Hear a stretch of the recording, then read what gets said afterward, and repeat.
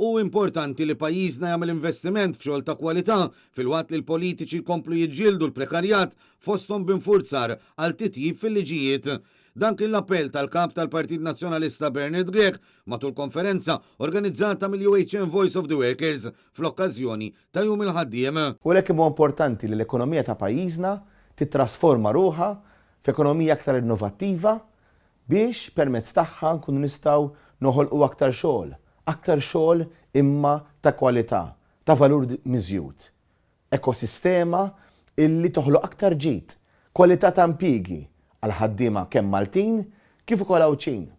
Il-ħtieġa li noħolqu setturi ekonomiċi ġodda biex inkomplu nattiraw mhux biss aktar xogħol ta' kwalità, imma wkoll biex pajjiżna jibqa' jimxi l-qudiem. Bernard Grech qal li importanti nifhmu li maħniex ngħixu biss għax-xogħol iżda li nstab bilanċ bejn ix-xogħol u l-familja u għalhekk li l-Partit Nazzjonalista jrid politika b'aktar miżuri ambizzjużi biex wieħed jgħix ħajja sana.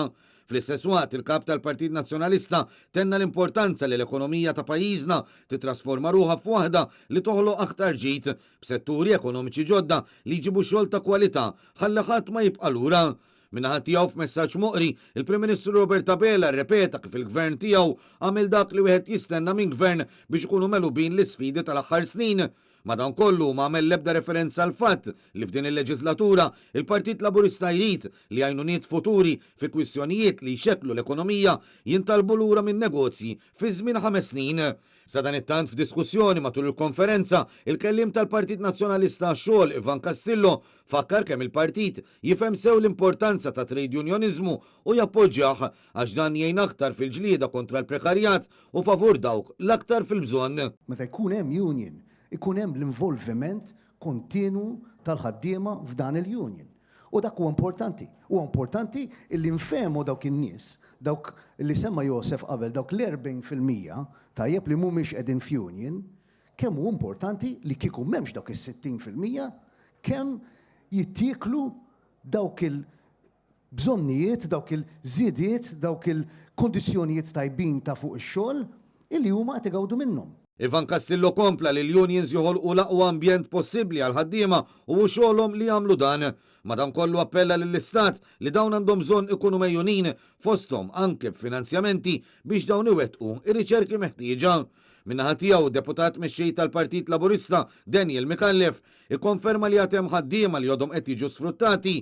Dan meta l-Partit Laburista qabel ma tela fil-Gvern fil-2013 kien wieħed li se jara li jiġġieled b'zero tolerance il-prekarjat. Hemm setturi li għadhom vulnerabbli, li għad hemm lok ta' sfruttament. Mela ma baqax sfidi.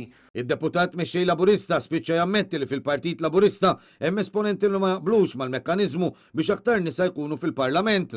Dan minkejja li l-Labor qed jibqa' jagħti xifhem li kien xi pjonier biex dan iseħħ. Bħalma naf li hemm ħafna u anke fil-partit tiegħi stess m'iniex popolari meta nitkellem li il-mekkaniżmu li ekwilibra rappreżentanza bejn is-sessi fil-Parlament anke fil-Partit Laburista hemm numru ma jaqblux miegħu. Minnaħa tagħhom ħaddiema li pparteċipaw fid-diskussjoni innotaw fost oħrajn kif meta wieħed jidħol fid-dettall tal-liġijiet il-ħaddiem jispiċċa jmur minn taħt. Dan fil-waqt li staqsew kif il-natant nitkellmu dwar il-prekarjat u għadna qed naraw din il-pjaga għadha tiddomina id-dinja tax-xogħol.